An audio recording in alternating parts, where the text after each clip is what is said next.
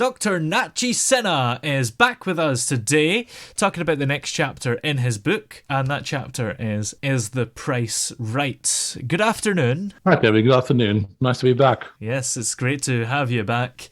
So, of course, this is an interesting chapter because there are certain things in life that you want, but if you've got to pay a certain amount for it, either in money or perhaps in other ways, you're not going to want it anymore. I mean, you still want it, but you're not want to do the effort to get it. Right.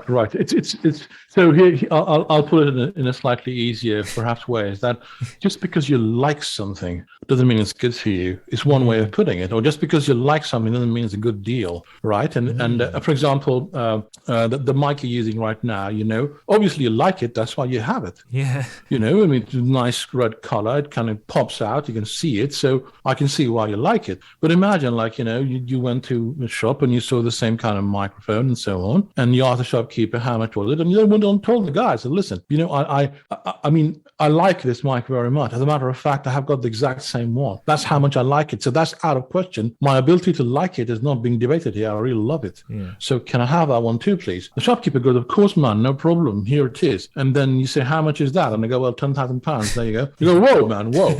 I just told you I like it, So that's not out of question. But is it worth the price you're asking me to pay? And then the answer is no. And then you're going to walk away. But that doesn't mean you didn't like it. Mm-hmm. It's just that the price you've been asked to pay is too much.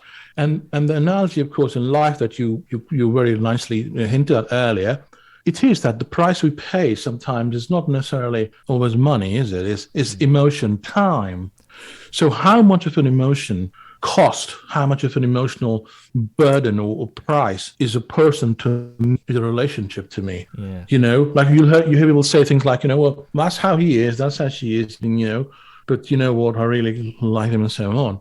And yet there's such a massive amount of price that I'm paying in my emotional, abilities to be happy or to be in a good relationship, and I don't ask myself, is being with that person worth the price I'm paying? Yeah. And if we are able to ask ourselves that question, then the idea that I like or not becomes immaterial, because that's not even being discussed. We know you like it. Yeah. Or being with somebody and we know you like the company or you think you're really nice, but is it worth the price? And there are certain people in life that buy really expensive stuff, like maybe handbags or something, that are a ridiculous price, but they still do it. And why is that? Yeah, because to them it's worth the price. Whatever it is that whatever it is that an individual feels is, and that's why it's important that this is about at the most basic individual level, right? For example, the same person who buys that really expensive bag or purse or whatever it is, when they read the chapter, they would also relate to it, thinking that, oh, I know what this guy means. I'm not going to buy the £50,000 purse.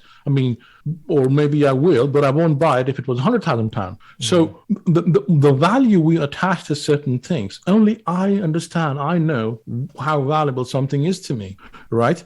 So if somebody looking at me can't judge or understand the relevance of anything, whether it be a relationship or anything else, right?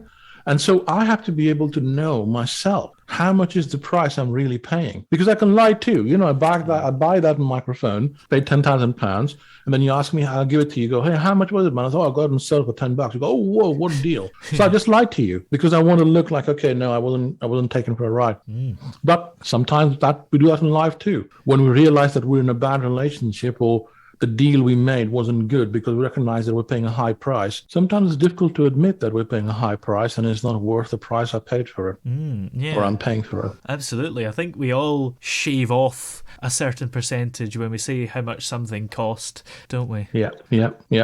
Or how much something costs in terms of, our emotions or our time, or the impact it has on our lives. Yeah. I mean, and that's why you see, you hear the stuff that, they look really happy, everything seemed to be fine, and then what happened? Yeah. You almost always hear that when relationships break up, right? I mean, it looked all right. I mean, they seemed really happy, blah, blah. What a perfect couple. I mean, then suddenly, so what really goes on there? What happens? What happens there is that the price that was being asked to pay by either of them to be in that was not worth it. And they weren't telling anybody that deal was a bad one. Yeah. Until they did when they broke off. Yeah, absolutely. Well, Is the Price Right is the name of the chapter.